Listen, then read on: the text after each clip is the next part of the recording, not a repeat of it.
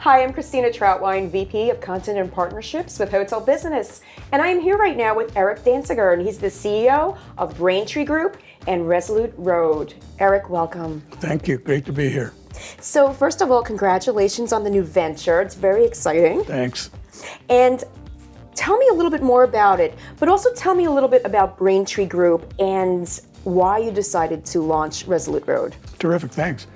Braintree Group, Boise, Idaho-based company, was founded actually at the beginning on charter schools. The founders had a great passion for improving education for children. That somehow morphed into a real estate acquisition of a portfolio of 8 hotels and then 5 hotels, and then started a construction business of self-storage and multifamily where they own and develop those products, and brought in a CEO to help grow all 3 of those enterprises, which we're doing.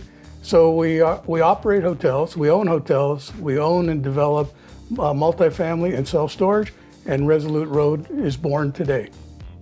So why do you think now is a great time to launch Resolute Road, and why third-party management? So I feel like in tougher times, better management is needed in any business, not just obviously the hospitality business. We've certainly been through tough times in the last couple of years in this industry, in general as well, of course. So it's a great time when you can introduce a product to the marketplace that may be a little bit unique. What I mean by that is our company owns and operates hotels, which is a little different than being just a third-party management company.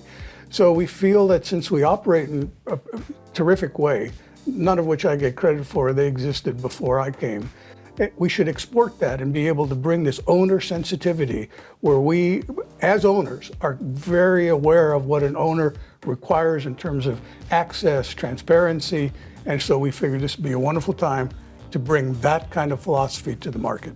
I think it's so important to have that perspective, without a doubt. So maybe tell me a little bit about your executive team as well and how they have helped develop that approach. So first of all, to the extent that I've had any good fortune in this 52-year career, it's because I had great people make me look better than I was and did excellent work. Well, we have that now. So we have a team that, in terms of the creativeness on even inventing the name and the passion behind it. So the executive team, some have been in the company for 20 years, and some joined with me in the last 10 months. Everybody has a different skill. You'll remember me telling you years ago that what I want in a company is people of like hearts and different minds, and that's what I have. We have connectivity of value and who we are and what we want to be, and then everybody has a different thought about how we get there, and we come up with pretty good answers. I love that. Yeah. Speaking of loving something, I love the name Resolute Road. So tell me how you came up with it. Why Resolute? So it was a fun exercise. You know, over many years, I've had fun helping create names and brands.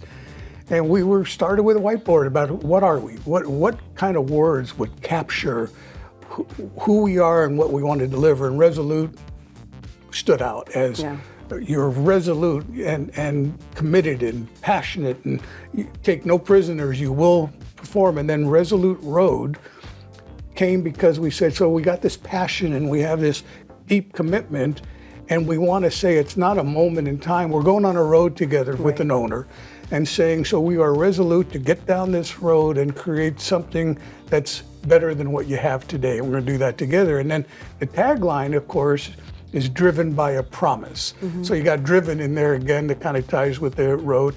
And I think that it's in those few words, it says exactly what we are, who we are, and what we want to do. So it's about the journey a bit. It is. So then tell me a little bit about your portfolio and where it is now and where you hope it's going to be. Terrific. Currently, there are 15 properties, pretty much in the Mountain West. I mean, we have a couple outliers, but generally the product is in the Mountain West. And we are in the select service and limited service business. It's, Hilton Garden Inns and Hampton Inns with 6, I got Intercontinental and Marriott and Hilton. So we are brand agnostic because part of who we are is let's put the right brand on whatever is required instead of bringing our own brand to the table. Let's do the right thing.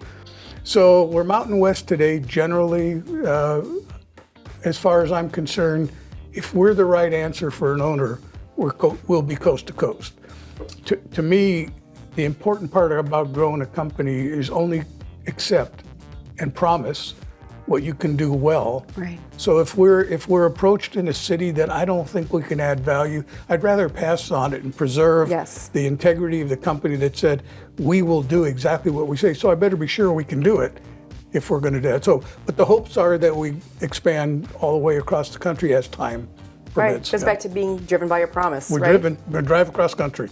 I feel very fortunate to be sitting with you this morning, and you've been in this industry for a very long time, and you've had leadership positions in so many companies.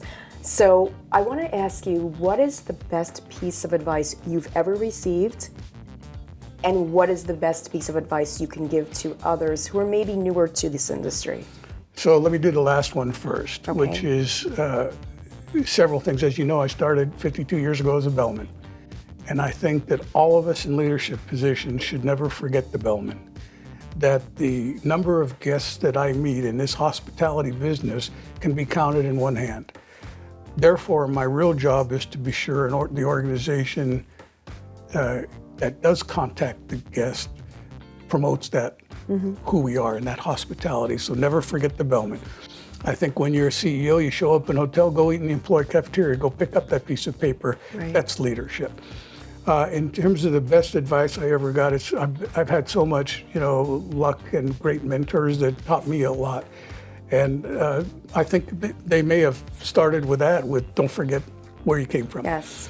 I have been so fortunate, so I can't zero in on one. Okay. Because, even there are funny things like Trammell Crow in the old Wyndham days said, listen, when you do a renovation, let me give you the lessons I learned.